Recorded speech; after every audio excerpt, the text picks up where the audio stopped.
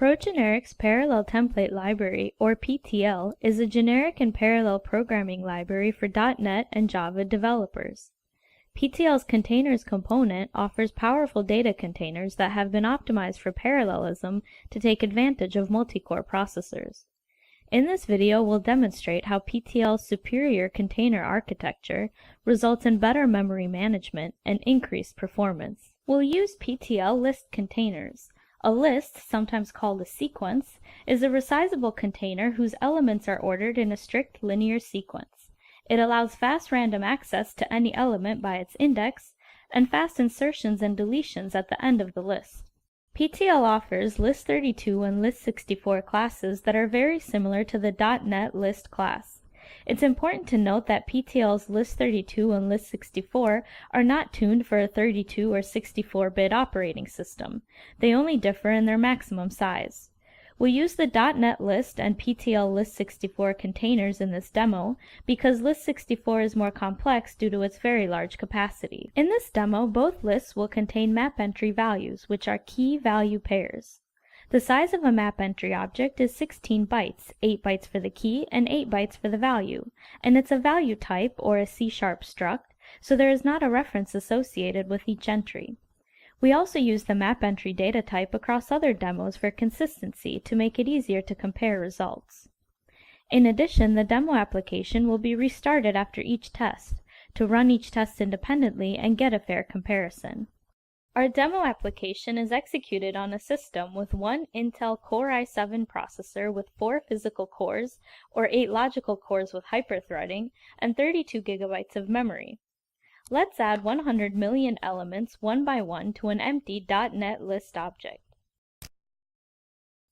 As we can see, it failed because the array dimensions exceeded the supported range. Now let's add the same number of elements to an empty PTL List64 object. It finished properly in 1 second. We know that the .NET list has a maximum size of 2 billion elements, but we only added 100 million elements. We also know that you can't allocate a contiguous chunk of memory larger than 2 GB in Visual Studio 2010 or earlier versions. But if we do the math, 100 million elements of 16 bytes each equals about 1.6 GB, which is less than the 2 GB maximum allowed. So what caused this .NET list error? In order to make containers resizable, most standard libraries use the following method when the container grows beyond its current maximum size. The container is destroyed and a new container is created with a doubled maximum size. This method is used in .NET, and Java uses a similar method where the size of the new container is 1.5 times the previous size. This method is widely adopted because of its simplicity, and because it's extremely efficient in calculating the address of any element in the container. The element index is multiplied by the number of bytes per element.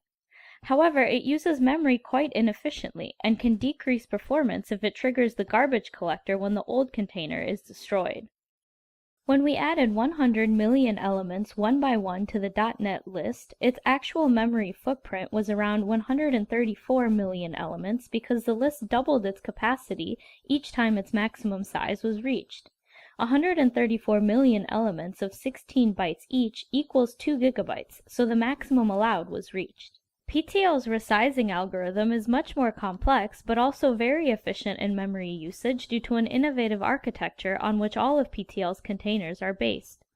PTL's containers can grow efficiently in small increments to very large sizes, so they are especially useful for very large data sets. That's why the PTL List64 didn't fail when we added 100 million elements. Let's fix the problem for the .NET list. In Visual Studio 2012 or later versions, we can add this element in the app.config file to allow allocating a contiguous chunk of memory larger than 2 GB. After making this change, let's add 200 million entries to the .NET list object. This time it succeeds and is very fast. Let's run the test again for 1.1 billion elements. As we can see, the speed is quite good at first. It's around 60 to 80 million elements per second. Now we'll fast forward to when the add operation is almost finished.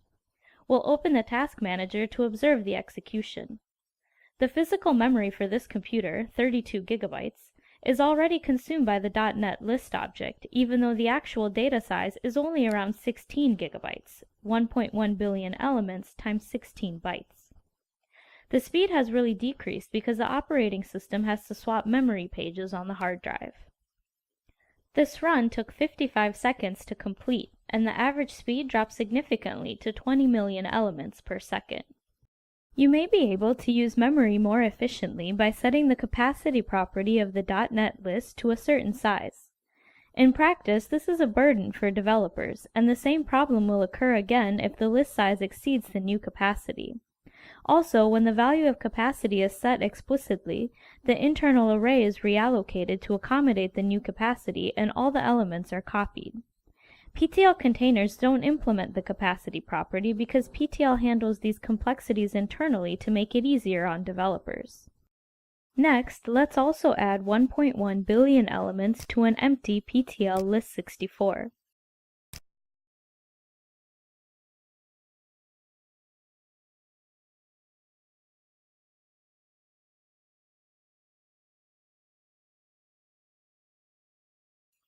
It finished in 12 seconds and is 4.6 times faster than the .NET list.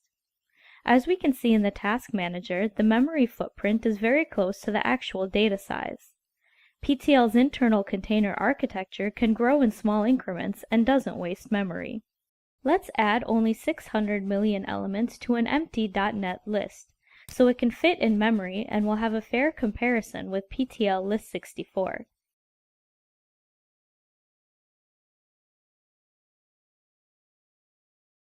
The average speed is around 60 million elements per second, and it finished in 10 seconds. While we have the list loaded, let's retrieve each element in a random order. For this operation, we loaded an array with 600 million random numbers and used each one as an index into the list. It finished very quickly in 3 seconds, and the speed was 200 million elements per second. Let's add the same number of elements to an empty PTL List64.